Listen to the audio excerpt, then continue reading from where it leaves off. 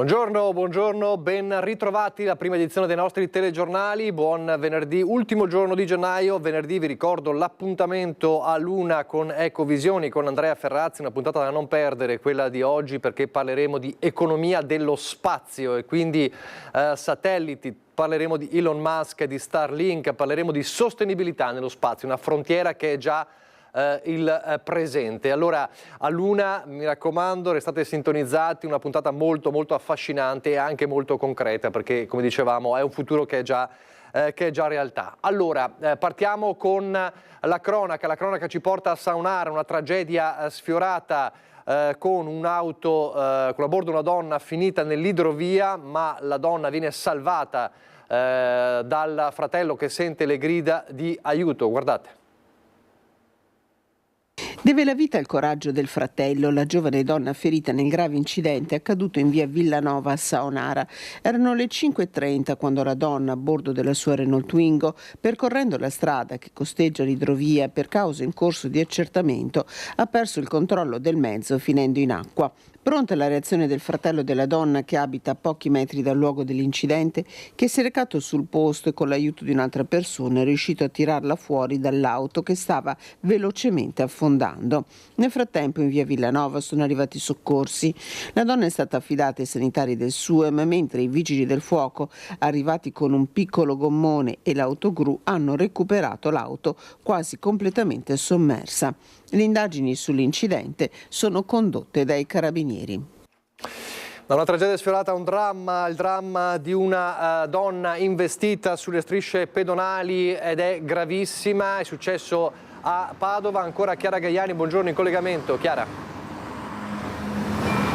Sì, buongiorno Nicola, buongiorno ai telespettatori. Con il collega Federico Cibotto ci troviamo esattamente all'incrocio tra via Gattamelata, la circolazione interna della città di Padova, e via Modena. Qui poco dopo le 6:05 per la precisione, è avvenuto l'investimento di una donna di 61 anni che proprio per qualche centimetro non era arrivata sul marciapiede dove adesso mi trovo. Stava attraversando questo incrocio, vedete che è un incrocio ben segnalato, c'è anche un rialzo per i pedoni. Qui davvero ci troviamo nella zona vicino agli ospedali ed è molto frequente l'attraversamento non solo di pedoni ma anche di biciclette. Il buio, forse la nebbia che c'era in città a quell'ora, siamo all'alba, non si sa ancora esattamente quali fossero le cause. Un furgoncino, un Fiat Doblò che proveniva esattamente dalle mie spalle, si stava muovendo lungo la circonvallazione, ha investito la 61enne che appunto, ve l'ho detto, stava per raggiungere il marciapiede. Un investimento che ha provocato anche un trascinamento, ci sono ancora i segni sull'asfalto di quanto è avvenuto. L'uomo, un 41enne, si è fermato immediatamente a prestarle i soccorsi. Sono arrivati anche i sanitari del SUEM che l'hanno a lungo rianimata qui sul posto per poi trasportarla in ospedale in prognosi riservata. Ci siamo appena documentati sulle condizioni della donna, è ancora ricoverata con ferite gravissime, ma dall'ospedale ci hanno detto proprio pochi minuti fa che non corre per fortuna rischi di vita. Sono stati gli agenti della polizia locale a effettuare i rilievi sul posto, il furgoncino è stato sequestrato. Ovviamente adesso si aspetterà il decorso delle indagini per capire esattamente che cosa sia accaduto. Nel frattempo, per fortuna, la donna, ve lo dicevo, non è più a rischio della vita. Direi che da Padova è davvero tutto. Ringrazio per la collaborazione tecnica Federico Cibotto e ti restituisco la linea.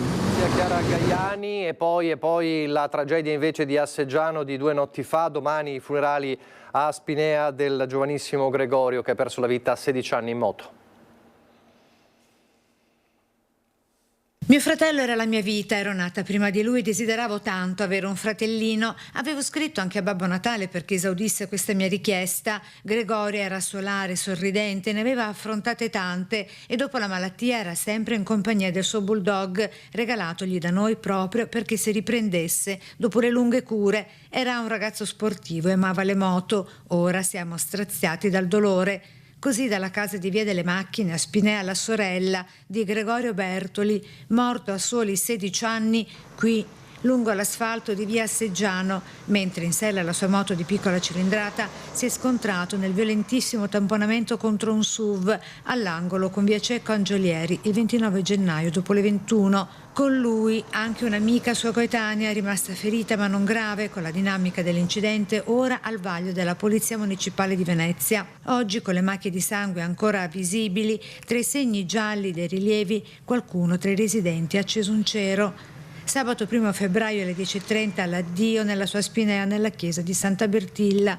Immenso lo sconforto e lo sgomento delle due comunità, quella di Spinea dove Gregorio era nato e cresciuto, con l'amministrazione comunale che si unisce all'immenso dolore della famiglia. Dobbiamo veramente anche come amministrazione fare una riflessione soprattutto su quando succedono queste cose, perché una vita spezzata di un giovane ragazzo di 17 anni assolutamente non doveva accadere una cosa del genere. Dolore anche a Chirignago Zelarino, luogo della tragedia, dove Gregorio aveva frequentato le medie dai Salesiani prima di iscriversi alle superiori ad un istituto professionale a Milano. Oggi c'è stata la consegna proprio all'Istituto dei Salesiani delle borse di studio e hanno commemorato la tragedia che è successa a Gregorio con un minuto di silenzio. Lì presente c'era la mia consigliera delegata Elisa Bracceschi ed è stato un momento difficile e tragico. Un altro incidente mortale è quello avvenuto lungo la provinciale 22 a Gambellara con un ciclista settantenne travolto mentre attraversava la strada. Tragedia della strada. Il dramma si consuma stamattina lungo la provinciale 22 nel tratto che interrompe la ciclabile che da Montebello Vicentino collega il comune di Gambellara.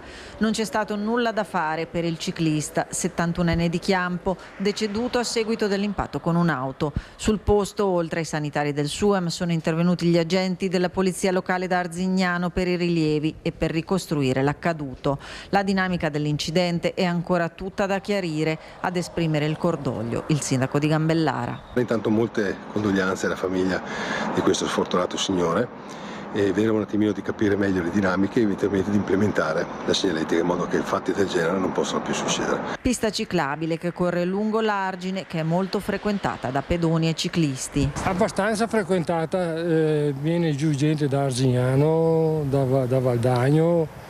A un certo punto qui si interrompe. Questa è molto frequentata in bici e anche a piedi e collega la zona Sarmazza, va fino a Montebello al paese. Qui si allenava anche Rebellin. Adesso a dirle i giorni precisi non glielo so dire, però erano i suoi colli. Questo dunque per quanto riguarda la sicurezza stradale, purtroppo tanti drammi, l'abbiamo raccontato anche questa mattina a Padova con Chiara Gaiani. L'altro tema è quello della sicurezza, abbiamo raccontato invece ieri a Treviso dell'ennesimo razzia, l'ennesimo colpo dei ladri nelle abitazioni a Carbonera, dove viene presa di mira l'abitazione di un'anziana, peraltro malata di cuore, e anche poi della sua vicina che invece riesce a mettere in fuga i ladri urlando, ma che ovviamente è ancora molto provata. Sono riuscita ad urlare perché non avevo altre vie di fuga praticamente e di conseguenza se ne sono andati molto velocemente. Carbonera, via Marzemine, 18:30. Le persone che rincasano da lavoro e chi come Giuliana stava aspettando di uscire con la figlia e il nipotino. Appuntamento rinviato, il piccolo si è addormentato profondamente, così Giuliana è rimasta a casa. TV accesa a farle compagnia mentre attendeva di prepararsi la cena, poi il fortissimo e improvviso rumore. Non sono riusciti a rovistare il quanto perché ho sentito, ma questo grazie a uno stand di biancheria. Ho sentito il forte botto e poi questo cigolare. Purtroppo sono già 2 volte che entrano dentro casa, di cui una volta purtroppo sono stata narcotizzata e di conseguenza portata di corsa in ospedale. Dopo il trauma subito, Giuliana aveva installato l'allarme vivendo da allora con la paura di un possibile ritorno dei ladri, ma non è bastato. È dura e difficile ed è pesante perché non ci si può più fidare di niente, di nessuno. no. Dentro casa mia mi sento proprio in prigione. L'allarme lanciato ai carabinieri e la scoperta che i 2 malviventi forse fossero solo dei ragazzini molto esperti. Abbiamo trovato delle impronte molto piccole e poi la cosa veramente scioccante è che sono entrati dentro casa senza usare piedi di porco, senza usare nulla di che. Hanno agito in silenzio nel buio del giardino condominiale tentando di entrare in casa di Giuliana, non contenti del grosso colpo messo a segno poco prima dalla vicina di casa ottantenne. E ho trovato, come ho aperto la porta, l'armadio a muro che ha sbattuto sulla porta quando ho aperto. Come sono entrata, sono andata subito in camera a vedere, qua in salotto era già tutto rovesciato, si vedeva subito. Poi sono andata in camera e ho trovato tutto rovesciato. Entrati dalla porta finestra mentre Anna Maria, nonostante l'età e le precarie condizioni di salute, era di ritorno dall'assistenza agli anziani in una casa di riposo a Conegliano. Quel poco che mi hanno rubato per me valeva tanto, una collana d'oro di mia mamma e un anello molto molto grosso, anche quello sempre di mia mamma. Furti che portano con loro conseguenze, senso di impotenza e solitudine. È un messaggio quello che Anna Maria vuole lanciare. Che abbiano un po' di pietà a venirci a trovare, a salutare, a vedere come stai prima di tutto, perché poi il mio morale era molto giù e basta anche solo una parola di conforto. La questione sicurezza è legata ai controlli anche nelle zone del degrado. Allora a Oderzo, dove c'è un giro di vite sui casolari abbandonati, Cristian Arboit, buongiorno.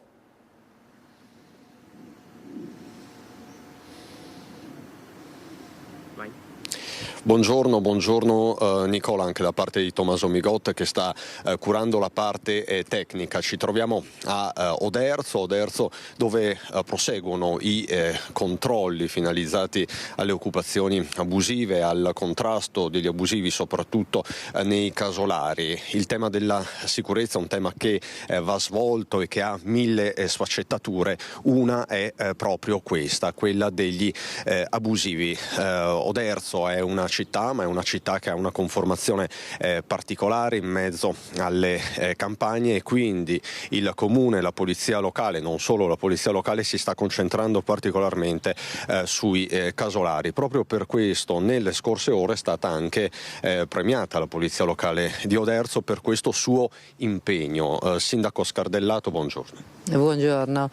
Io vorrei proprio ringraziare il comandante Andrea Marchesin e tutto il gruppo della Polizia Locale di Oderzo per il grandissimo impegno per controllare il territorio. Avevano fatto già un lavoro di censimento di tutti i casolari abbandonati e con questo censimento è stato più facile effettuare i controlli e risolvere alcune situazioni critiche, motivo per il quale sono stati candidati e poi quindi premiati a un concorso dei 13 commissariati di Polizia Locale più grossi del Triveneto, e qualche giorno fa appunto hanno ricevuto questo riconoscimento. Ecco, tutto è partito da una mappatura precisa del territorio, puntuale, tutti i casolari, perché uno dei fenomeni più preoccupanti, più inquietanti e più presenti anche è quello del caporalato, e proprio il caporalato è alla base di tanti fenomeni di criminalità e microcriminalità. Questo è il punto, Sindaco.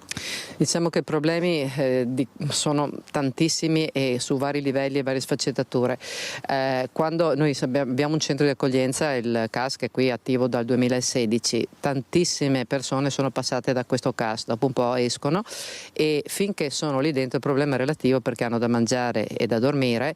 Il problema è quando escono ed è legato alle condizioni in cui escono. Per esempio il problema più grosso è quando escono perché non ottengono il permesso di soggiorno. Questi non vengono rimpatriati immediatamente, quindi alcuni vanno all'estero, alcuni vanno verso le grandi città. Quelli che rimangono nel territorio però non possono essere inseriti, nessuno di questi comunque può essere inserito in un circuito legale, e quindi sono necessariamente destinati alla delinquenza, questi che non ottengono il permesso di soggiorno. E quindi voi vi state concentrando particolarmente su questo? Non solo, poi invece quelli che invece escono con un permesso di soggiorno hanno il problema del lavoro e dell'abitare. Il lavoro possono diventare comunque vittime del caporalato, e soprattutto in campagna e soprattutto quando il lavoro è stagionale. E per quanto riguarda invece il problema dell'abitare, anche lì ci sono più più livelli di preoccupazione. Chi ha il lavoro regolare potrebbe trovare un appartamento regolare normale, ma è molto difficile, perché siccome sono molto numerosi, le persone si sono spaventate e difficilmente mettono a disposizione gli appartamenti, cioè i proprietari degli appartamenti. Allora cosa succede?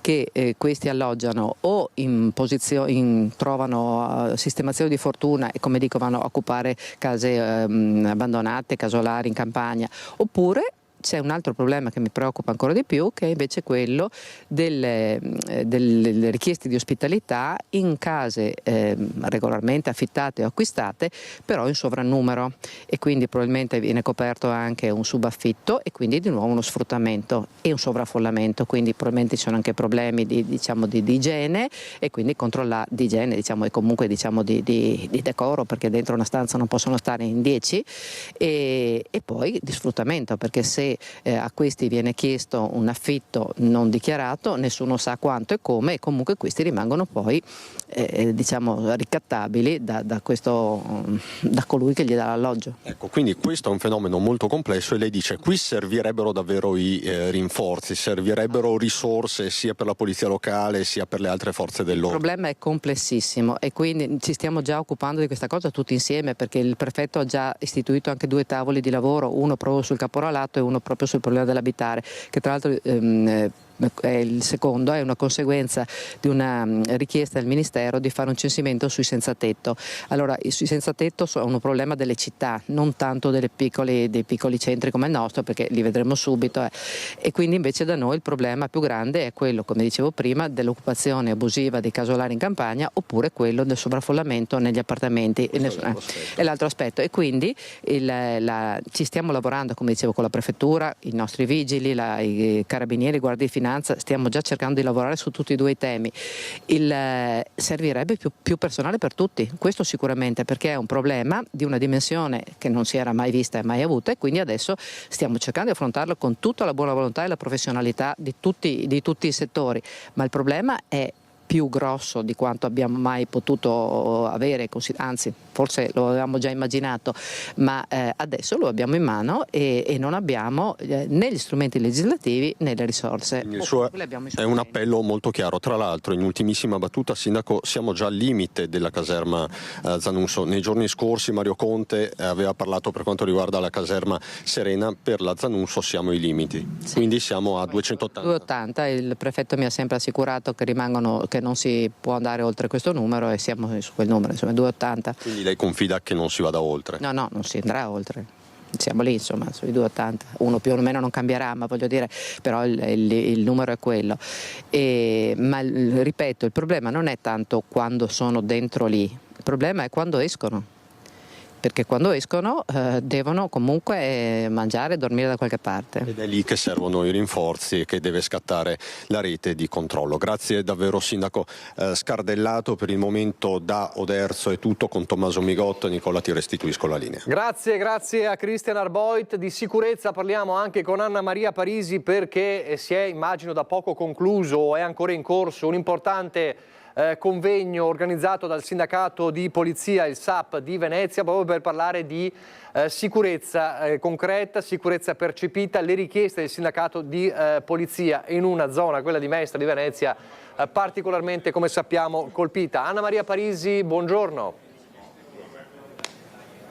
Sì, buongiorno Nicola, a te e a tutti i nostri ospiti e telespettatori, con Giorgio Pavan, segretario provinciale del SAP Venezia, tra gli ospiti. Prima di dare la linea al segretario provinciale del SAP Venezia, vi do subito un'anticipazione che ci ha dato il prefetto di Venezia, Darco Pellos, in merito alla sicurezza, con le famose zone rosse, quelle zone definite tali dal ministro Piantedosi da istituirsi nelle città d'Italia reputate tra le aree reputate più pericolose, da attenzionare maggiormente. Ecco, diventerà zona rossa durante tutto il periodo di Carnevale. Marghera, in particolare le zone più frequentate e comunque zone normalmente utilizzate anche da gente poco raccomandabile, e quindi Venezia, tutta la zona marciana, quindi Piazza San Marco, l'area di Rialto e Mestre. Questa un'anticipazione di cui poi vi forniremo i dettagli nel corso del telegiornale della sera, con insomma Mestre, Venezia e Marghera che diventeranno una grande zona rossa nel periodo di Carnevale, una sorta di rodaggio, diceva il prefetto Darcopellos, che poi si ripresenterà magari con qualche modifica e accortezza a seconda di come andrà anche per gli altri avvenimenti che saranno presenti in città, a cominciare dalla Biennale, quando ci sarà il ritorno del Capo dello Stato Sergio Mattarella. Ecco, questa una anticipazione per i nostri telespettatori. Invece Giorgio Pavan, quali le richieste inoltrate da Venezia, da Mestre alla politica, visti i tanti esponenti che erano presenti, tra cui anche il sottosegretario Molteni? Allora, intanto buongiorno a tutti. Noi alla scadenza naturale dei 5 anni siamo a congresso e abbiamo cercato di organizzare un convegno portando al tavolo la politica. La politica è una cosa seria, importante, e le nostre richieste sono quelle di avere risorse umane per fare meglio il nostro lavoro e soprattutto rispondere alle esigenze della cittadinanza che oggi ha ben partecipato a questo convegno. Poi stiamo seguendo il nuovo polo a Marghera e quello in tempi brevi si spera che si iniziano i lavori, e poi infine la problematica dei parcheggi per i colleghi dell'aeroporto. Lì hanno fatto e stanno costruendo una rete ferroviaria dove praticamente è andata a scapito dei colleghi per il parcheggio e degli stessi operatori. Queste sono le richieste. Ovvio che in primis la cittadinanza chiede più controllo del territorio, per cui su questo se non con le risorse umane che devono arrivare dal Ministero degli Interni, e ci ha risposto positivamente anche il sottosegretario Molteni che era qui presente. Ecco, e quindi con queste anticipazioni e queste richieste ringrazio Giorgio Pavan, segretario provinciale del SAP Venezia, e la linea torna a te, Nicola, con le immagini di Sandro Ponchio. Grazie Anna Maria, grazie a Pavan, grazie anche a Sandro Ponchio. E noi di sicurezza restiamo in tema sicurezza, perché la sicurezza, come sapete, riguarda anche le scuole, soprattutto quando si verificano problematiche come violenze, aggressioni, risse. Andiamo a Bassano del Grappa. Vanessa, che succede? Buongiorno Nicola e a tutte le persone che ci stanno seguendo da casa. Risse, episodi di violenza proprio nel centro studi qui a Bassano del Grappa, e cresce la preoccupazione in primis dei dirigenti scolastici, perché qui ci sono almeno 4 istituti superiori che gravitano al centro studi, e si parla di tantissimi giovani, con me la dirigente dell'Istituto Einaudi Laura Biancato e la referente del progetto Educazione Civica, la professoressa Alessandra Siviero. Dottoressa Biancato, lei ha avuto tra l'altro anche un incontro, si è sentita con i presidi delle altre scuole, degli altri istituti che gravitano proprio qui al centro studi, e dicevo proprio poco fa un numero importante di giovani, si parla di migliaia di ragazzi, un paese. Sì, certo, gli istituti superiori sono 5 in quest'area specifica, gli studenti sono su per giù 6.000, quindi si tratta di un numero veramente importante, tra l'altro sono 6.000 studenti che si muovono più o meno in maniera sincrona, entrano in una fascia oraria e escono in un'altra fascia oraria, quindi una densità di persone che frequentano il centro studi è veramente molto alta. Che risposta, o almeno che cosa è uscito e quali sono le preoccupazioni maggiori che sono uscite dopo l'ultimo episodio che si è verificato qui al centro studi, quella rissa che ha coinvolto decine di giovani, se ne è occupato anche, lo ricordiamo, lo stesso assessore alla sicurezza Alessandro Campagnolo, sicurezza di Bassano, che ha chiesto anche il coinvolgimento delle scuole. Voi vi siete sentiti come come presidi, cosa è emerso? Ma allora, intanto noi ci siamo sentiti, ma ci sentiamo costantemente da anni, da sempre, e questi episodi piccoli o grandi sono accaduti anche negli anni passati, quindi per noi questa non è una novità, ma è una novità che diciamo è un fatto che attenzioniamo in maniera molto specifica. Siamo sempre in contatto tra di noi, ma anche con le forze dell'ordine, siamo sempre stati in contatto anche con l'amministrazione comunale, ed è chiaro che questo coinvolge una sinergia che va a beneficio degli studenti che sentirsi tranquilli nel frequentare il centro studi e delle famiglie che devono sapere dove i propri ragazzi vanno e devono appunto alle quali deve essere garantita una sicurezza. Ma la preoccupazione maggiore qual è? La preoccupazione maggiore naturalmente è che i ragazzi siano sereni, appunto. La preoccupazione è relativa a questi tafferugli che avvengono all'esterno, e dobbiamo dire però con molta chiarezza che sono episodi che riguardano i ragazzi del centro studi, ma anche persone che non hanno nessuna attinenza col centro studi. Sono episodi di violenza che iniziano ben fuori dalla scuola, in altri contesti, discoteche, bar, parchi pubblici, e poi avvengono anche qui perché è un terreno fertile, chiaramente, quindi va messa l'attenzione su un contesto generale di allarme sociale, non solo al centro studi. Professoressa Siviero, lei ha avuto modo di parlare anche con i ragazzi e le ragazze di quanto sta accadendo, soprattutto negli ultimi tempi, visto che gli episodi di cronaca si sono verificati nei giorni scorsi. Qual è la risposta dei giovani? Allora, i ragazzi io li ho sentiti appunto per capire come lo percepiscono intanto come situazione, e loro dicono di sentirsi sereni al venire a scuola, e quindi non la vivono con preoccupazione. Certamente all'entrata e all'uscita, qui stiamo parlando di 6.000 persone, quindi un fiume di persone, all'entrata e all'uscita, se ci fosse una maggior monitoraggio da parte delle forze dell'ordine, si sentirebbero anche loro sicuramente più tranquilli, più sereni. Ho chiesto anche loro se noi come scuola possiamo intervenire in qualche maniera, cioè possiamo porre in essere delle azioni specifiche, però la loro percezione è che oggettivamente quello che già si fa è cioè non si può fare altro praticamente, e soprattutto evidenziano anche che queste risse nascono, come ha detto la dirigente, in altri contesti, e certe volte vengono terminate al centro studi, con una partecipazione indubbiamente di ragazzi appartenenti al centro studi, a queste scuole, ma anche con una partecipazione di persone esterne al mondo della scuola. Ecco, lei diceva che chiedono anche di essere coinvolti maggiormente. Certamente, soprattutto nel tavolo di discussione, di lavoro che si è appunto che è stato previsto, la loro voce dovrebbe essere indubbiamente sentita, perché noi dobbiamo partire dal loro punto di vista e capire effettivamente come poi eventualmente agire. Un'ultima battuta, si parla di questo tavolo tecnico, però lei dice ci sono altre priorità al momento. C'è un'urgenza che è quella del controllo. Il controllo, sono già sicura, lo siamo come dirigenti di quest'area, che venga fatto dalle forze dell'ordine, ma probabilmente dovrebbe essere costante, quotidiano, puntuale, veramente sempre, tutti i giorni, in queste fasce orarie che sono specifiche.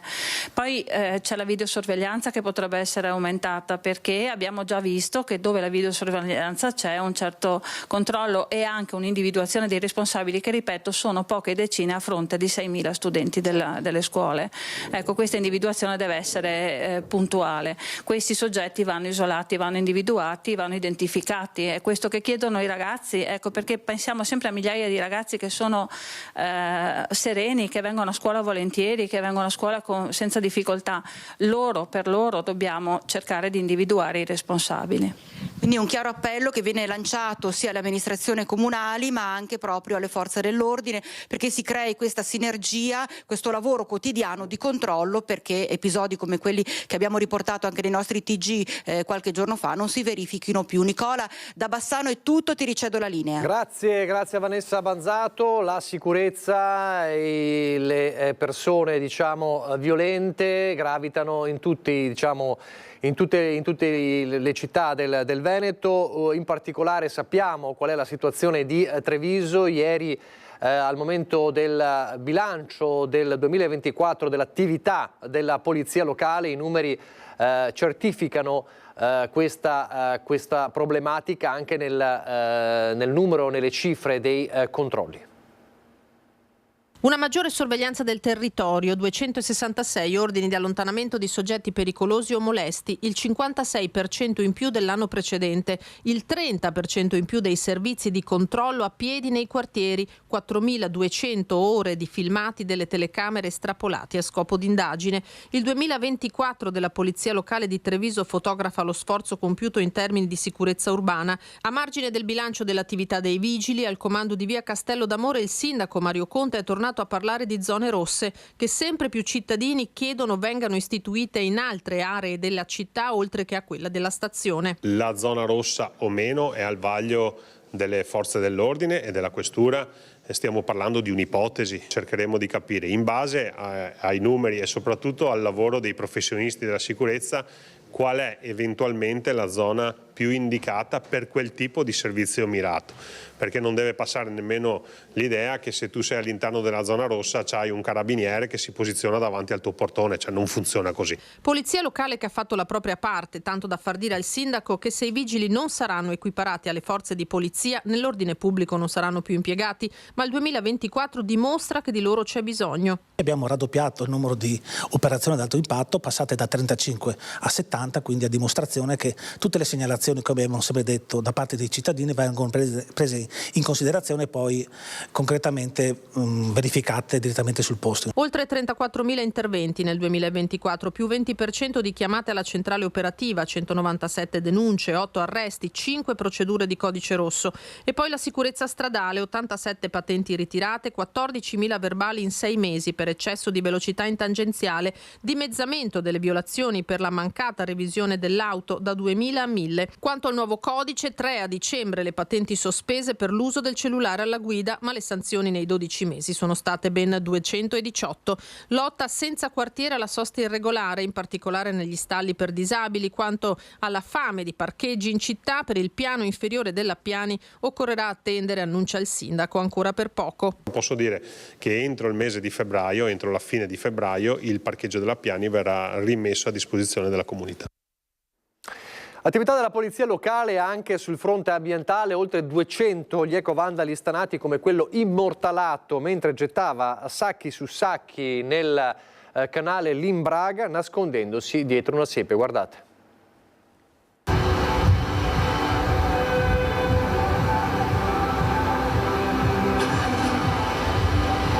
Le immagini parlano da sole e lasciano sconcertati. Un cittadino si disfa dell'immondizia lanciando uno dopo l'altro attraverso la siepe i sacchetti della spazzatura che finiscono nell'Imbraga e vengono lentamente portati via dalla corrente. A immortalarlo è una telecamera installata appositamente in quel punto dalla polizia locale. La zona è via Granatieri di Sardegna, nel quartiere di Selvana. L'ecovandalo questa scena la ripeteva periodicamente, ma per lui, un cittadino italiano residente nel quartiere, è arrivata la stangata. Siamo stati strabiliati anche noi quando abbiamo visto questo lancio di numerosi sacchetti in acqua.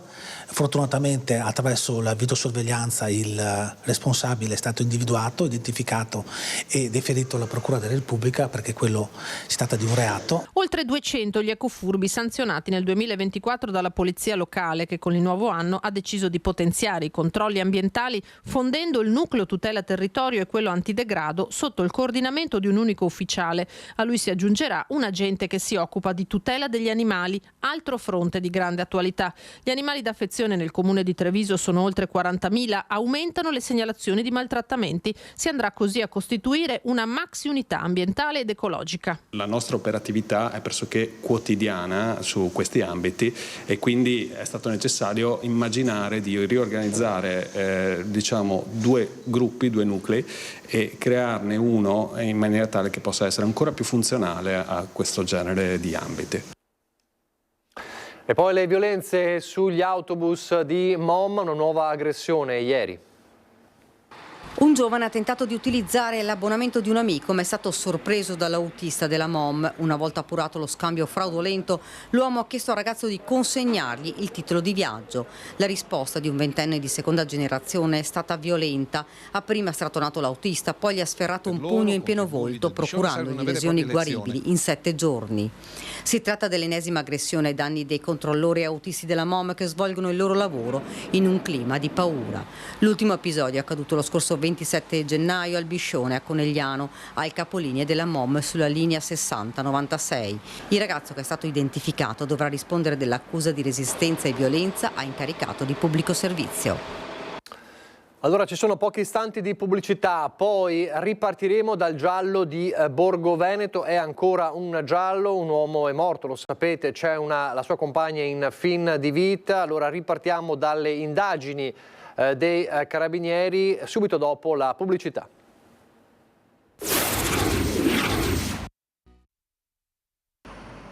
Istigazione al suicidio e lesioni personali aggravate. La Procura di Rovigo ha aperto un fascicolo d'inchiesta sul giallo di Borgo Veneto, al momento a carico di ignoti, nella villetta di via Rossini Sigilli. Qui all'interno, mercoledì pomeriggio, sono stati ritrovati i corpi di Silvano Vigato, morto con un colpo di pistola al petto. Accanto a lui, in fin di vita, la 55enne con cui da una decina di anni aveva una relazione.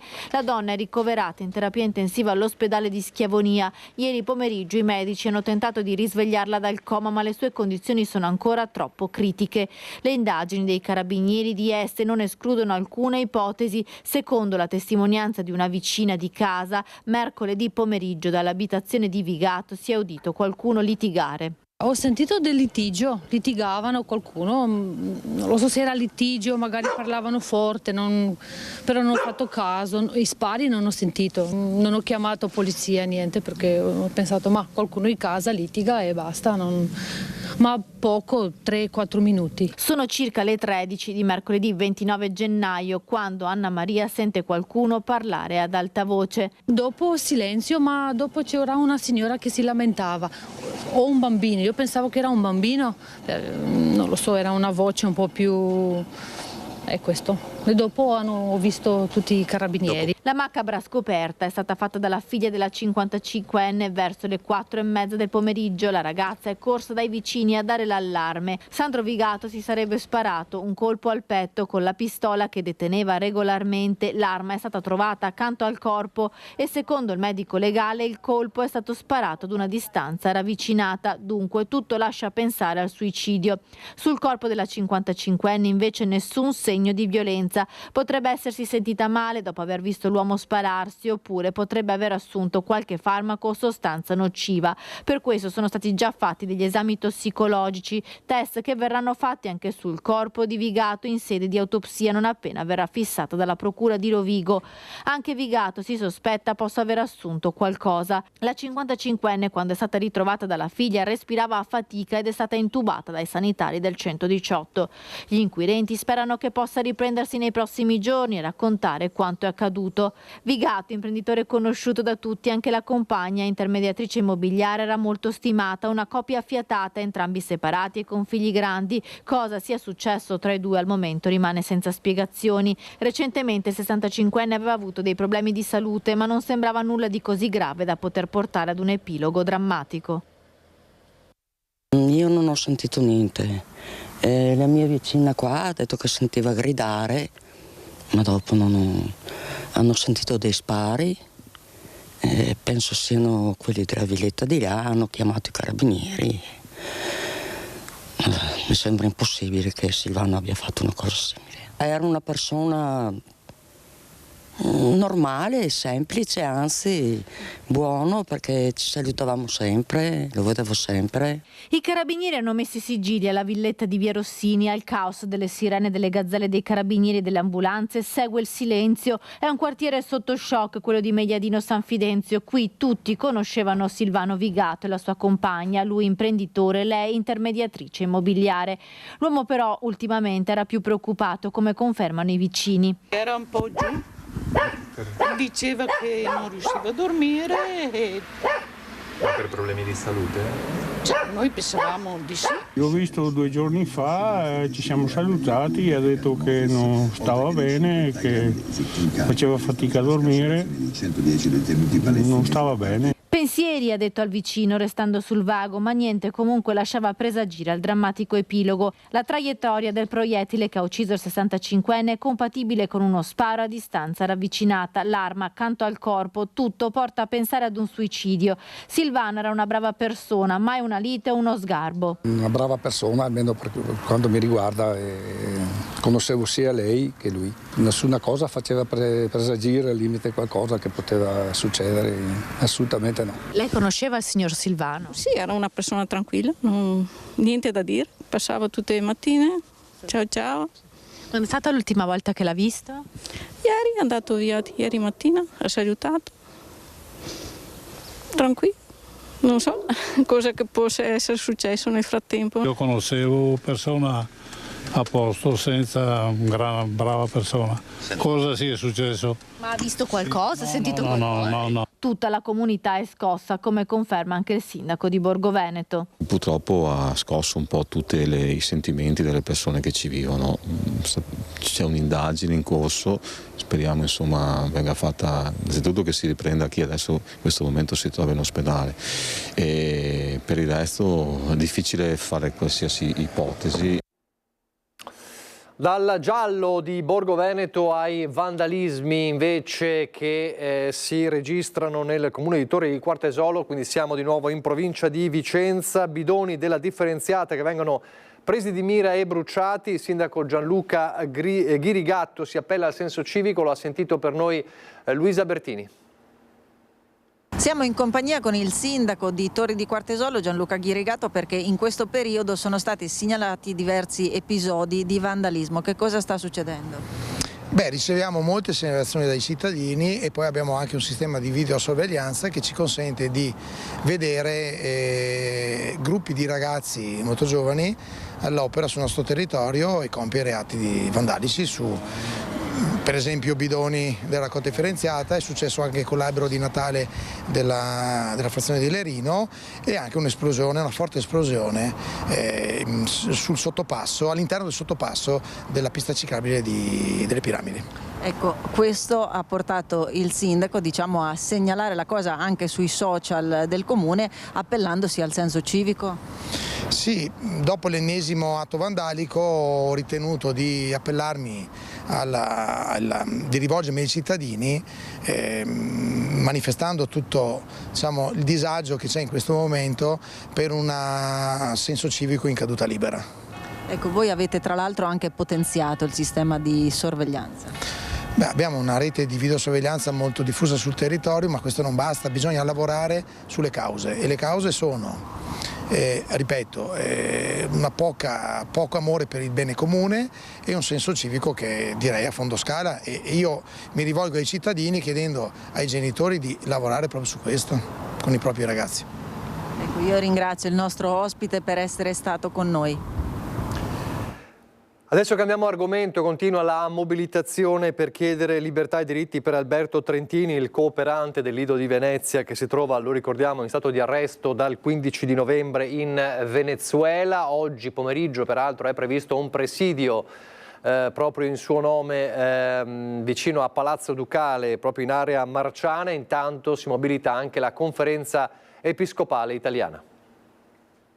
Per chiedere libertà e diritti per Alberto Trentini, il cooperante del Lido di Venezia, arrestato in Venezuela lo scorso 15 novembre, lì ancora bloccato mentre stava partecipando a una missione umanitaria con un'organizzazione non governativa, è intervenuto ai nostri microfoni il presidente della Conferenza Episcopale Italiana, Cardinale Matteo Maria Zuppi, da sempre uomo di pace e di dialogo anche a livello internazionale, molto vicino a Papa Francesco. L'appello è giunto a margine di un incontro nella Basilica di Santa Maria in Trastevere a Roma. Speriamo che si risolva presto e che si trovino i modi. Qualche volta non dare notizie in alcuni casi è meglio, nel senso che può permettere i contatti necessari. Quindi ci auguriamo che possa tornare presto a casa. La sua è una voce davvero autorevole. I familiari non hanno più notizie di Alberto dal 15 novembre scorso. Il cardinale Zuppi, in questa fase, regge questo silenzio con tanta speranza e a nome dei vescovi italiani ha assicurato fin da subito vicinanza alla famiglia e sostegno con la preghiera per ottenere la liberazione di Alberto. Domani, 31 gennaio, la mobilitazione degli amici di Alberto si sposterà alle 15:30 in piazza San Marco a Venezia con un'iniziativa pubblica organizzata appunto dal coordinamento degli amici del 45enne e dell'associazione Articolo 21, sempre in sintonia con la famiglia.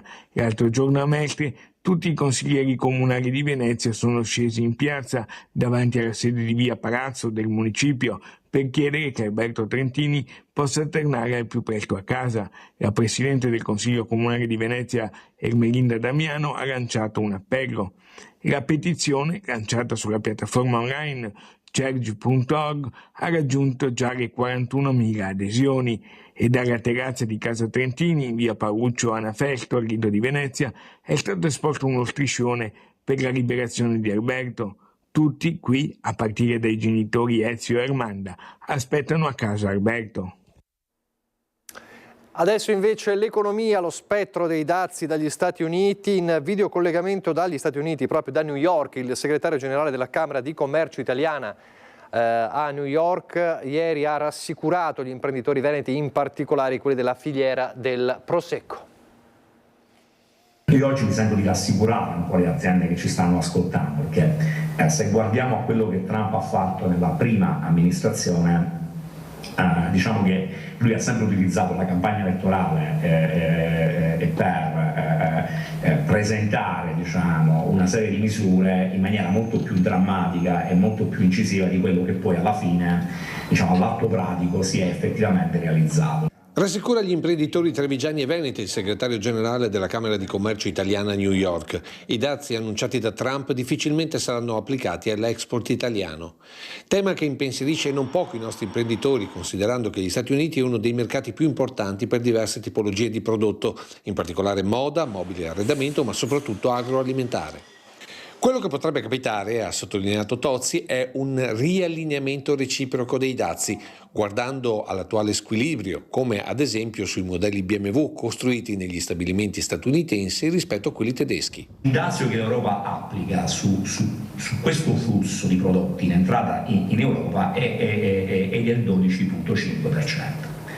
Il dazio che invece gli Stati Uniti applicano sul flusso contrario è del 2,5%. Cosa che non capiterà certo per il Prosecco, in testa negli Stati Uniti con Parmigiano Reggiano e Grana Padano tra i preferiti dell'agroalimentare italiano. Non ci dobbiamo preoccupare, noi per esempio come Camera di Commercio abbiamo diverse partnership anche negli Stati Uniti con la National Grocers Association, che è l'associazione che racchiude tutte le catene di supermercati indipendenti negli Stati Uniti, e abbiamo parlato anche con loro, saremo presenti alla loro fiera a fine febbraio a Las Vegas e da parte loro non c'è un'estrema preoccupazione, tutti continuano a comportarsi come si sono comportati e quindi il Prosecco continueranno a berlo perché come si fa a fare a meno dei prodotti italiani.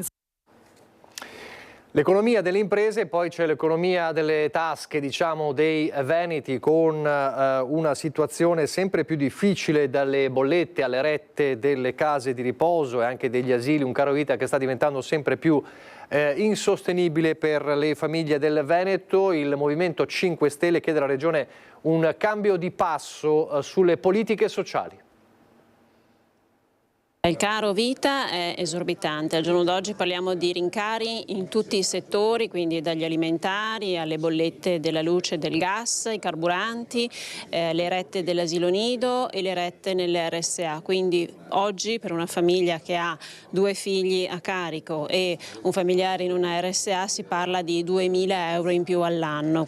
Una terapia d'urto per le politiche sociali venete. Erika Baldin, capogruppo del Movimento 5 Stelle al Consiglio regionale, lo chiede attraverso una lettera diretta al presidente Zaia ed una serie di proposte rivolte alla Giunta, come ad esempio un contributo straordinario per le bollette e le spese mediche, di fronte ad una situazione che sta diventando drammatica per un numero crescente di famiglie. La classica risposta che noi abbiamo sempre dato come minoranza è: mettete l'addizionale IRPEF sui redditi superiori a 50.000 euro, quindi andiamo a toccare una fetta esigua della popolazione veneta. Con poche centinaia di euro si possono risolvere tante problematiche relative alle famiglie e alle persone in difficoltà, quindi si ricaverebbero all'incirca 100 milioni di euro che andrebbero a beneficio di RSA, asili nido, quindi anche per aumentare la natalità. Effettivamente anche questo è un grosso problema. C'è poi la riforma delle IPAB. Assieme a Sicilia e Calabria, il Veneto è l'unica regione italiana a non averla ancora realizzata. E poi la situazione della RSA. Abbiamo 10.000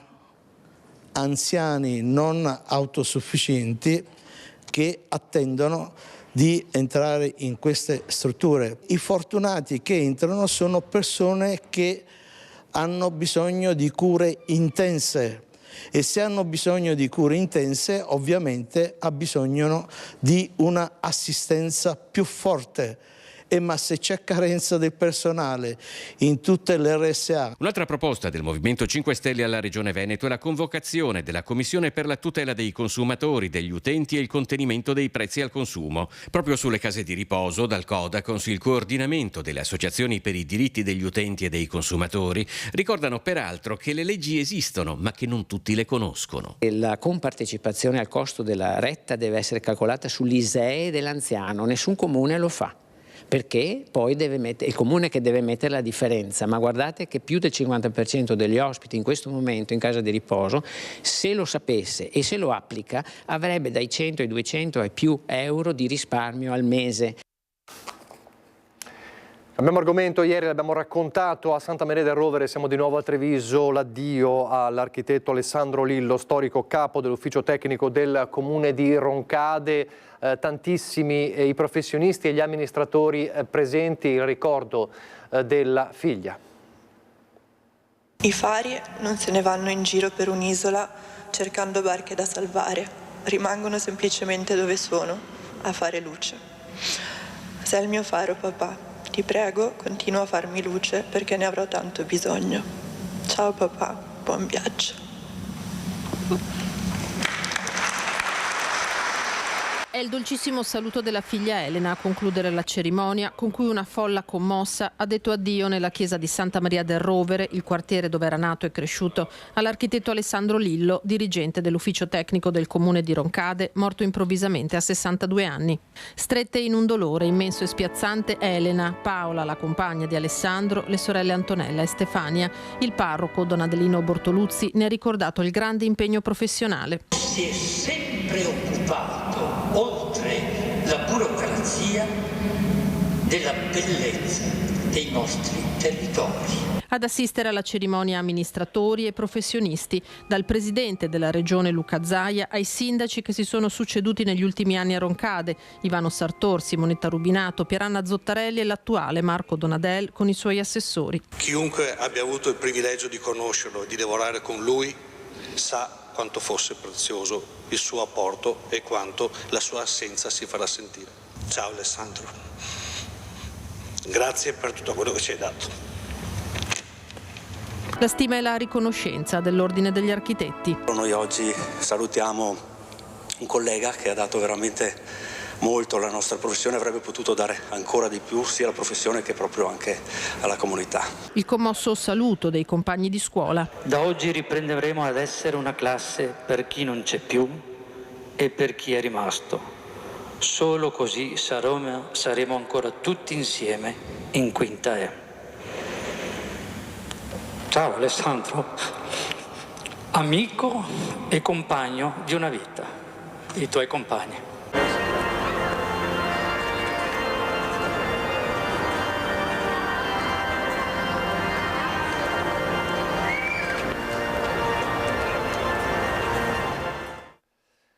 Adesso andiamo velocemente in pubblicità e poi è lo spazio il turno di Ecovisioni. Come abbiamo anticipato in apertura della nostra prima edizione, andremo niente meno che nello spazio. A fra pochissimo.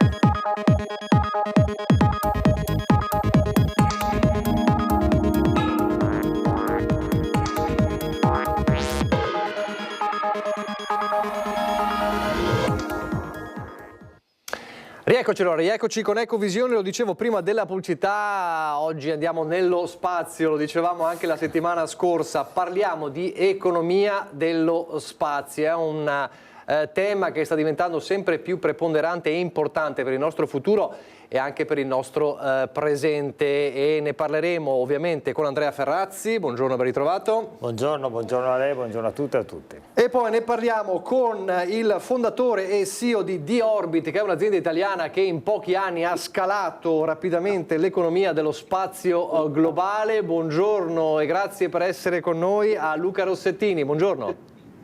Buongiorno, è un piacere essere qua, grazie dell'invito. Che bellissimo scenario che vedo dietro le sue spalle. Allora, un'azienda, parto subito da lei, un'azienda nata nel 2011, in pochi anni, dicevamo, ha scalato davvero questa particolare tipo di economia dello spazio, tanto che, mi corregga se sbaglio, avete ricevuto dall'Ente Spaziale Europeo un maxi ordine di 120 milioni per allungare la vita ai satelliti. Cosa vuol dire? È un veicolo spaziale che stiamo realizzando, che volerà entro qualche anno, che permetterà di aggrapparsi ai satelliti che già sono in orbita, che però sono arrivati a fine vita, quindi non funzionano più, e noi permetteremo a questi satelliti di continuare ad operare e poi di rimuoverli quando non serviranno più. Ecco, allora, siete nati nel 2011, esattamente di cosa si occupa la vostra azienda? D-Orbit è una società che si occupa di logistica, ma lo facciamo in orbita, quindi il nostro core business è proprio quello di costruire veicoli spaziali che costruiamo qui in Italia, tra l'altro poco lontani dal lago di Como, che sono in grado di trasportare altre cose in orbita, tra cui satelliti dei nostri clienti o addirittura tecnologie anche di start-up o di altre aziende innovative che devono poi essere testate in orbita per essere lanciate sul mercato. Siamo 350 persone, abbiamo clienti su 4 continenti e se ci concentriamo sull'Italia, negli ultimi 5 anni più di metà dei satelliti che sono stati lanciati li abbiamo lanciati noi, e se poi ci concentriamo negli ultimi 3 anni, più del 70% della massa portata in orbita l'ha portata D-Orbit. Quindi siamo un'azienda che copre l'intera catena del valore dello spazio, a parte il lanciatore che utilizziamo, compriamo lo spazio nei lanciatori per andare in orbita,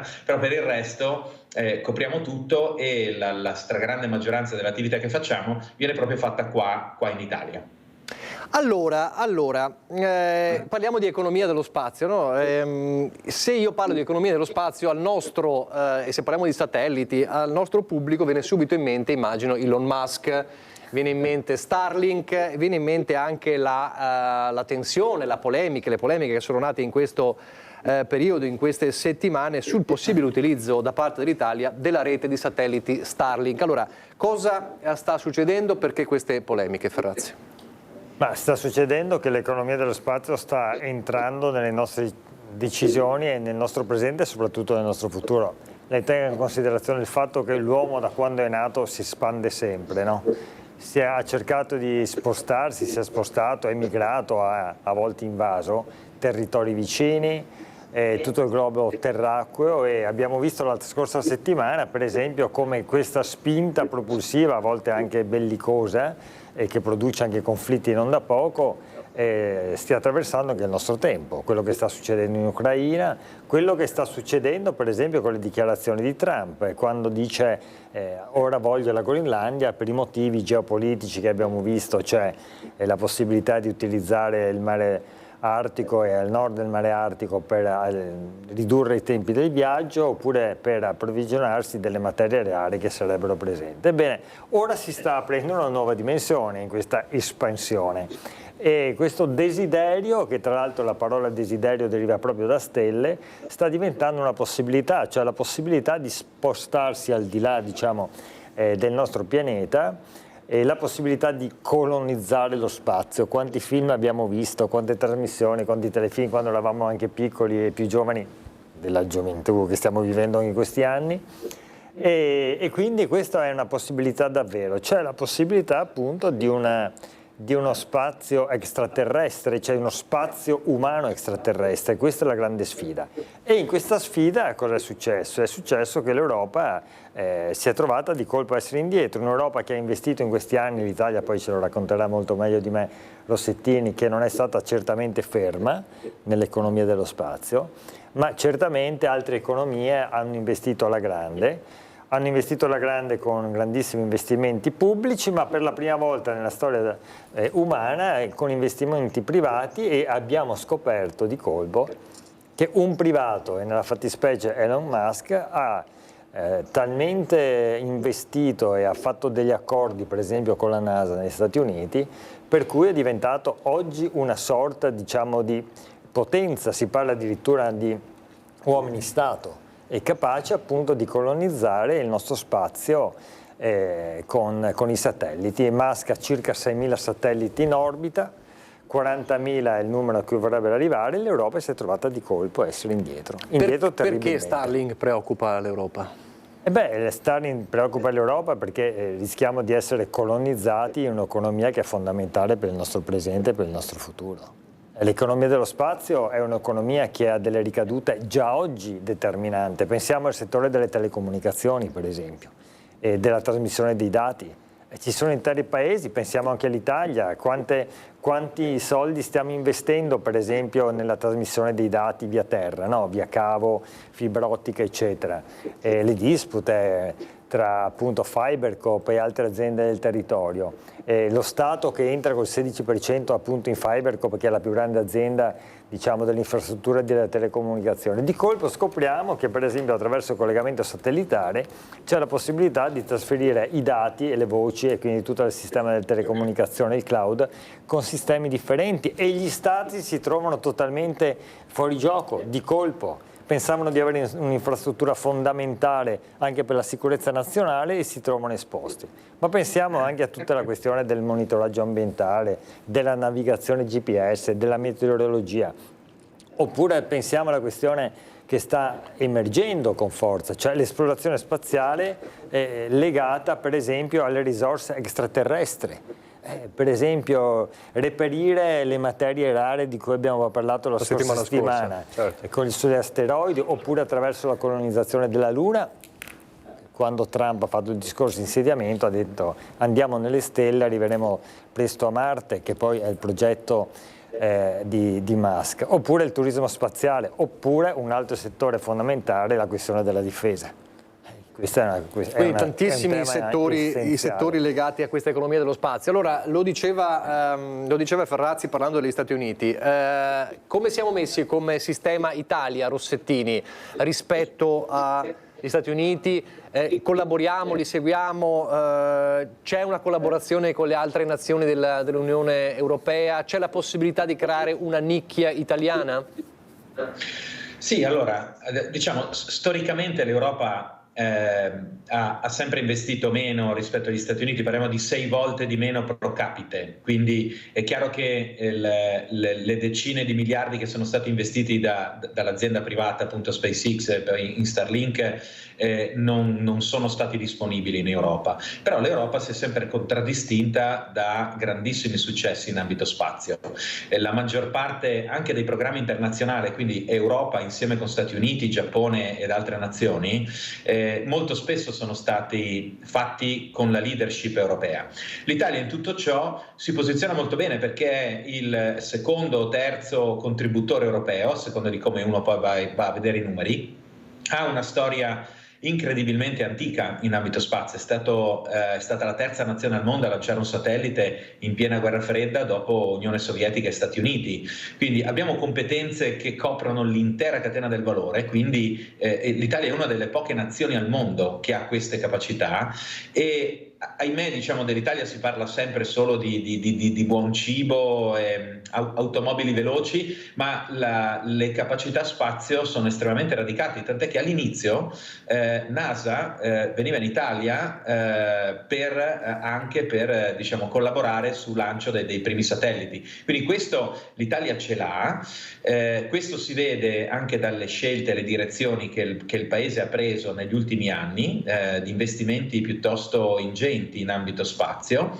e a livello europeo l'Italia si sta posizionando molto bene. Un esempio è quello che citava lei all'inizio sul contratto per il cosiddetto in-orbit servicing, quindi veicoli che riescono ad andare ad aggiustare altri veicoli. Questo è un settore estremamente nuovo, estremamente all'avanguardia. Al momento solo gli Stati Uniti hanno un veicolo, tra l'altro molto costoso, che è in orbita, quindi forse non così adatto al mercato commerciale, e non c'è nessun altro al mondo. Quindi stiamo arrivando di nuovo come leader. Poi è chiaro, gli investimenti fanno tutta la differenza del caso, ma non dimentichiamoci che prima degli investimenti servono le idee, e devo dire che noi in Europa e soprattutto in Italia di idee buone ne abbiamo veramente tante. Ecco, la sua azienda è proprio un esempio, no, di una realtà italiana, europea, che lavora nel settore. Cosa manca? Manca l'investimento, quello è il concetto. Ci si crede poco? Allora, diciamo, noi effettivamente siamo partiti come un'azienda principalmente commerciale, cosiddetta. L'80% del nostro fatturato all'inizio era sostanzialmente solo commerciale. Abbiamo capito che poi il mercato spaziale in questo momento, questo nuovo mercato globale, è ancora molto fragile, quindi è importante collaborare con le istituzioni e creare un ecosistema più forte. Quindi adesso stiamo diversificando anche in ambito istituzionale e difesa. E quello che manca, allora, sicuramente il denaro è inferiore, ma non lo imputerei come primo punto, perché come dicevo prima il denaro viene dopo. Manca un po' di mentalità. Noi, e questo lo vediamo anche nella legge, non concepiamo il fallimento, cosa che invece in un settore estremamente innovativo come può essere lo spazio, ma tanti altri, il fallimento è apprendimento ed è quello che ti permette di andare veloce e creare storie di successo. Quindi un po' una mentalità un po' più chiusa da questo punto di vista. E poi il fatto che se sei piccolo e nato ieri conti poco. Anche questo, diciamo, negli Stati Uniti non c'è. Però, diciamo, se andiamo a vedere che cosa è stato fatto negli ultimi anni, questo sta cambiando rapidamente. Stiamo arrivando, secondo me, ad avere uno strato anche di finanziamenti che prima non c'era. Oggi l'Italia è il paese che ha il primo fondo di investimento venture capital specificamente disegnato per investire nel settore spazio. Di nuovo, leadership europea su questo. L'Italia stessa sta creando dei programmi per cominciare a concepire il concetto di servizio e non semplicemente di finanziare costruzione di nuova tecnologia. Questo vuol dire che ci sarà un mix di prodotti e servizi fatti da aziende private che verranno utilizzate sia dal mercato commerciale e aiutate ad accelerare nel mercato commerciale proprio da clienti istituzionali che faranno da anchor customer. Quindi questo sta già avvenendo. Dobbiamo lasciare del tempo perché stiamo parlando di istituzioni comunque molto grandi che stanno facendo un enorme sforzo per arrivarci, ma i segnali sono chiari, ci stiamo arrivando. Frazzi, è un'economia ormai del presente, non possiamo più neanche chiamarla del futuro, però c'è il rischio di una giungla non regolamentata? Cioè si sta regolamentando questo tipo di economia dello spazio?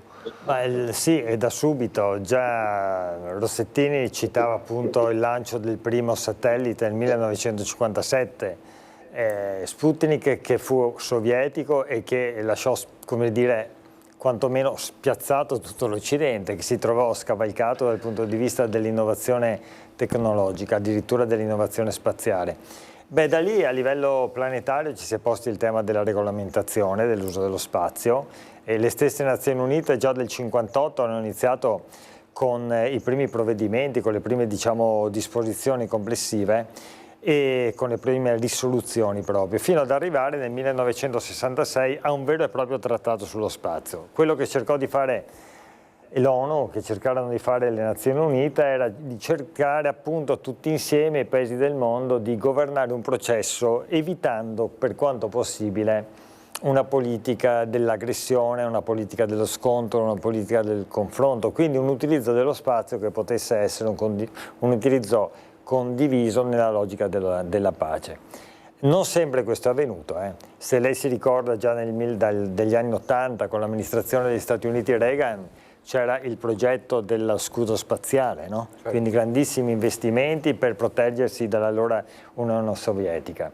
E erano gli anni della guerra fredda. Oggi alcuni analisti internazionali parlano di nuova guerra fredda, e cioè della guerra fredda spaziale. Ed è una guerra fredda che si sta giocando in questi anni e soprattutto tra gli Stati Uniti e la Cina. Lei tenga in considerazione che nel 2022 gli Stati Uniti hanno lanciato 76 vettori lanci, no? E la Cina ne ha lanciati 62. Certamente gli Stati Uniti stanno investendo molto di più, ma la Cina sta investendo anch'essa moltissimo in questo mercato. Sì, lei chiedeva la questione poi della regolamentazione. Immagini che proprio in queste ore, in questi giorni, in Parlamento, tra Camera e Senato, si sta studiando un grande provvedimento sistema, diciamo, per l'economia dello spazio, che si chiama Disposizioni in materia di economia appunto dello spazio, che cerca di mettere ordine a livello nazionale e che poi cerca naturalmente di mettersi nella scia delle politiche europee, che in questo settore sono fondamentali, come diceva Rossettini. E anche perché, giocoforza, anche l'economia dello spazio influenzerà e influenza già la geopolitica. Ma lei tenga in considerazione che anche dal punto di vista della difesa questo è già uno dei tasselli essenziali. Quando Musk con la sua rete di satelliti Starlink ha dato la disponibilità dell'utilizzo all'Ucraina, ha dato un vantaggio competitivo nella guerra. Il problema che si pone poi in queste dimensioni è duplice e un aspetto fondamentale è il fatto chi decide l'on-off. Cioè un uomo solo al comando ha la possibilità di influire in maniera così poderosa su decisioni di difesa di una nazione, perché è quello che sta avvenendo.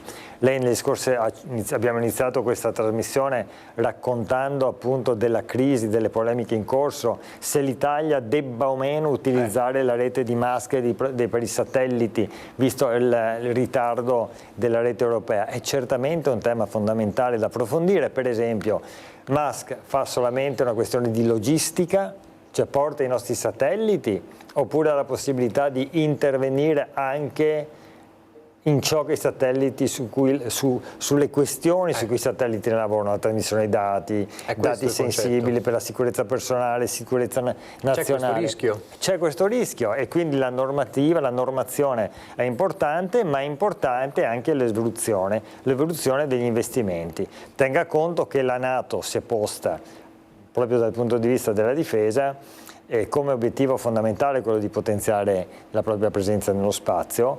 Proprio nel 2019 c'è stata una grande accelerazione che ha portato alla politica spaziale della NATO, la NATO Space Policy, e nel 2020 è stata avviata la costruzione del centro spaziale della NATO a Ramstein in Germania. Cioè è un settore, anche quello della politica spaziale, che è essenziale. Ne abbiamo parlato, se si ricorda, un po' accennato anche con Roberto Cingolani quando è stato nostro ospite, che probabilmente è l'azienda Leonardo al centro dell'ecosistema spaziale italiano. Rossettini, è importante, concorde, è importante questa regolamentazione? Sì, assolutamente. E poi vorrei fare un po' un inciso anche sulla questione Starlink, però da un punto di vista non politico ma più imprenditoriale e di azienda, che è basata in Europa. La regolamentazione è fondamentale, nel senso che oggi la regolamentazione è molto scarna, ma non perché non ci sia pensato, ma perché la regolamentazione che era stata pensata nella notte dei tempi era pensata per i governi. Sostanzialmente non si immaginava che aziende private potessero cominciare a fare attività di business nello spazio. Quindi è venuto il momento di cominciare a lavorarci. La regolamentazione serve per due ragioni. Uno, perché chiaramente, come è stato detto, bisogna mettere un po' di ordine.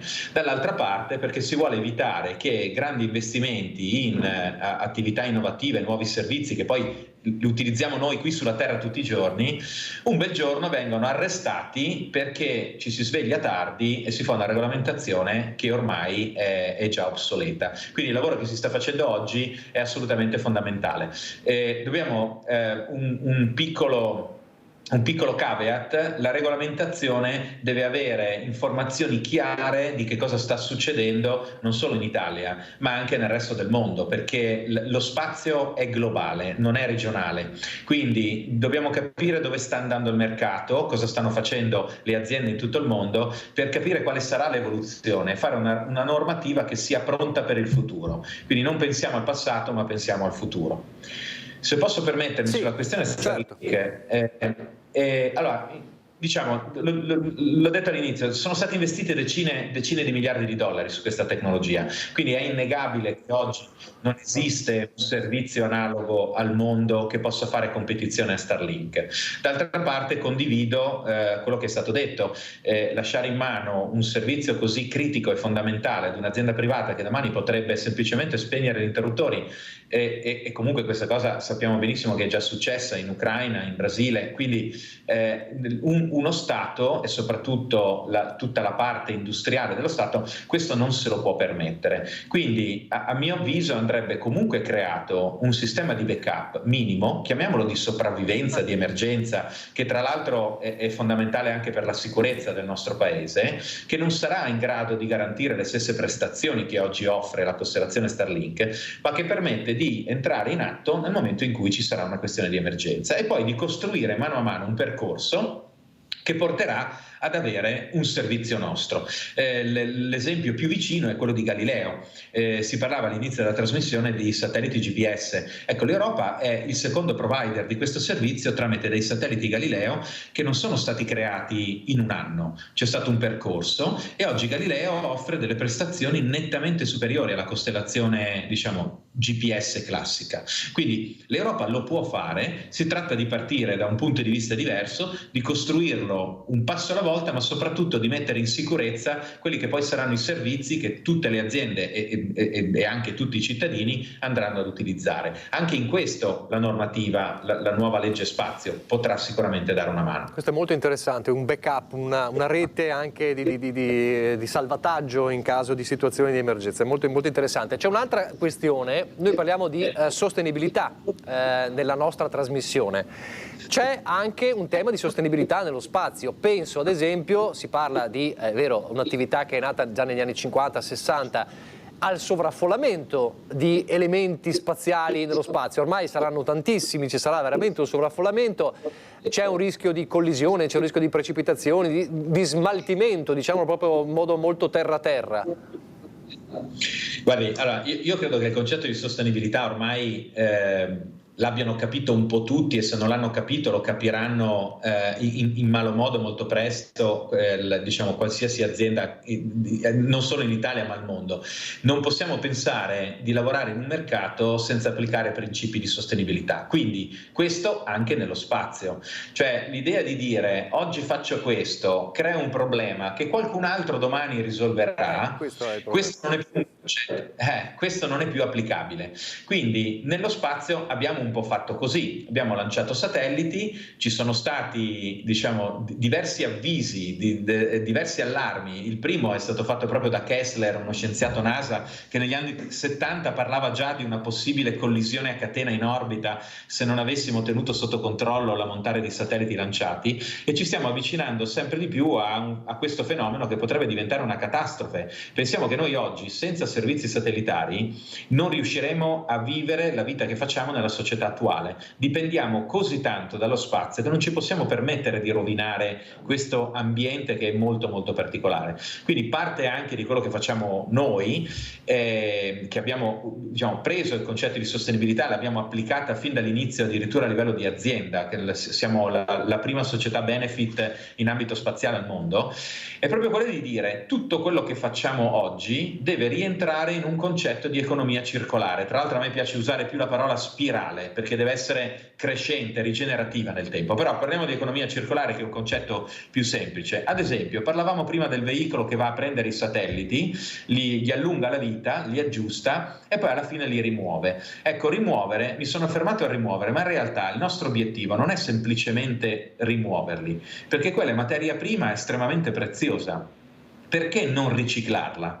Quindi creare delle stazioni di riciclo in orbita dove questi satelliti dismessi vengono totalmente riciclati, producendo materia prima che potrà essere utilizzata in orbita per costruire nuovi satelliti. Questo non sembra fantascienza, ma se ci pensiamo, noi le navi, proprio l'altro giorno ero a Genova, noi le navi non le facciamo in montagna sulle Alpi e poi le trasciniamo in porto, le facciamo direttamente nel porto, perché siamo già sull'acqua. Quindi perché i satelliti dobbiamo farli a terra se poi andiamo ad utilizzarli nello spazio? Certo, oggi non c'è altro modo, ma un domani abbiamo già la materia prima disponibile. Quindi questo significa creare un cerchio in cui le risorse sono lì, le utilizziamo per creare veicoli che sono ancora più performanti e che ci permetteranno di creare questa infrastruttura di logistica che un domani andrà a collegare Marte, fasce degli asteroidi, Luna e Terra, capace di trasportare cose, come facciamo noi di orbita oggi attorno alla Terra, persone, energia e informazioni.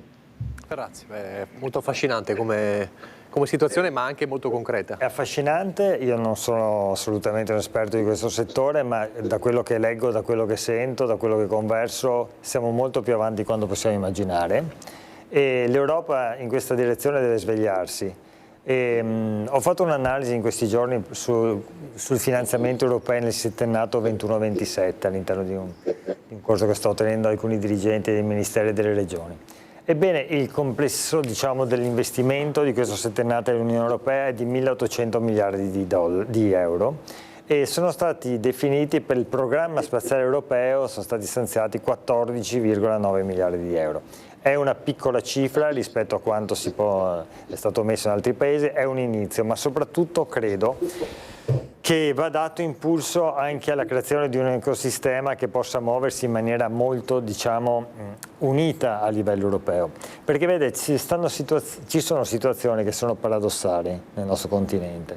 In un'economia dello spazio che sta crescendo di molto abbiamo aziende tipo Airbus, che ha investito nel corso degli anni molto e che ha delle grandi dimensioni, che si trova nella condizione che, siccome non ha più commesse, sta licenziando 2.000 persone e lo stesso stanno facendo altre aziende. Tanto è vero che Airbus con Thales, con Leonardo stanno sviluppando un approccio sistemico strategico per unire le forze e per valorizzare attorno a queste forze anche tutte le aziende che possono dare una mano. Tenga conto tra l'altro che il prossimo anno è già stato indetto la conferenza dei ministri europei sullo spazio. È un settore strategico anche per la nostra tutela, per i nostri diritti, per la tutela delle democrazie e della pace e quindi è evidente che bisogna muoversi in maniera unitaria perché i singoli paesi da soli è di ogni evidenza che non ce la possono fare. A proposito di questo, a proposito anche di vari tipi di aziende che possono contribuire a questa economia dello spazio, Rossettini, ci può essere un rapporto anche tra aziende che si occupano come la vostra direttamente di economia dello spazio e altre aziende che magari possono essere riconvertite a questo scopo? C'è un settore molto in crisi, quello dell'automotive ad esempio, cioè ci può essere un legame? Guardi, assolutamente sì, anzi devo dire per anni si è utilizzata tecnologia spaziale convertita in tecnologie che poi noi utilizziamo quotidianamente.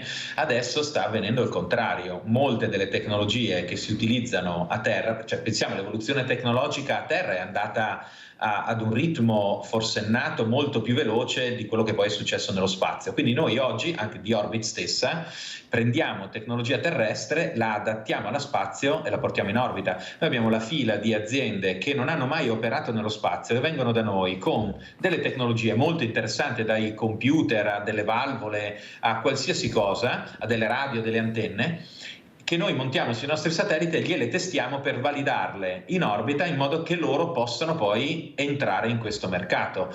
L'Italia tra l'altro ha una grandissima forza su questo, l'ecosistema italiano si sta sviluppando veramente molto bene, molto in fretta, con aziende che hanno questo duplice scopo di continuare a fare business, diciamo, nei settori più tradizionali, ma aprendo un loro ramo specifico nello spazio.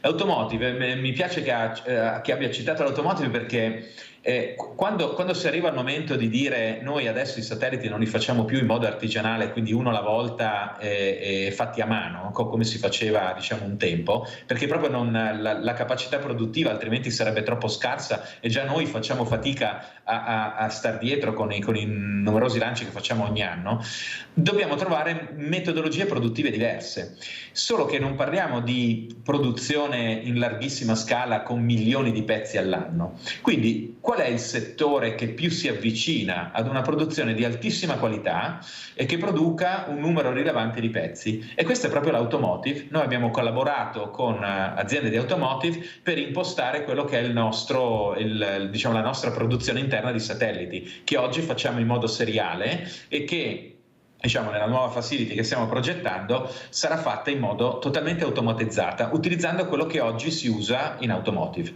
Grazie.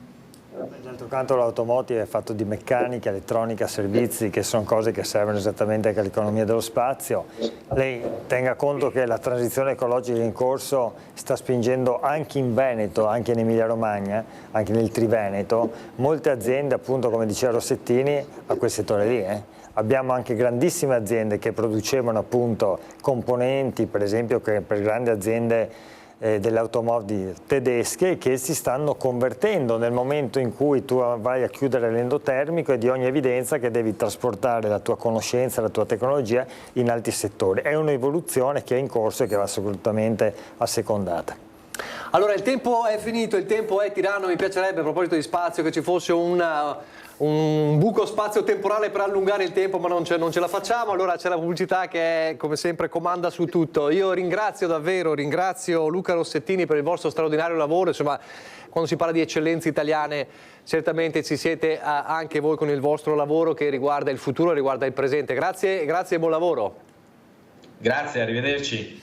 Mentre con Ferrazzi ci salutiamo cercando di capire di cosa parleremo la prossima puntata, che sarà la prima puntata di febbraio.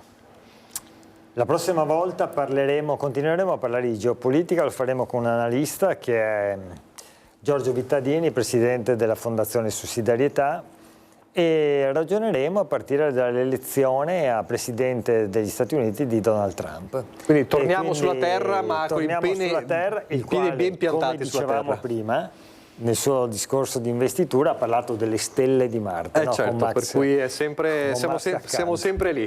Grazie allora, grazie anche a Andrea Ferrazzi, vi lascio come sempre al meteo, poi al documentario Borgo Italia, poi un bellissimo film di Mike Lee, Segreti e bugie, Palma d'Oro a Cannes nel 1996, grazie, arrivederci.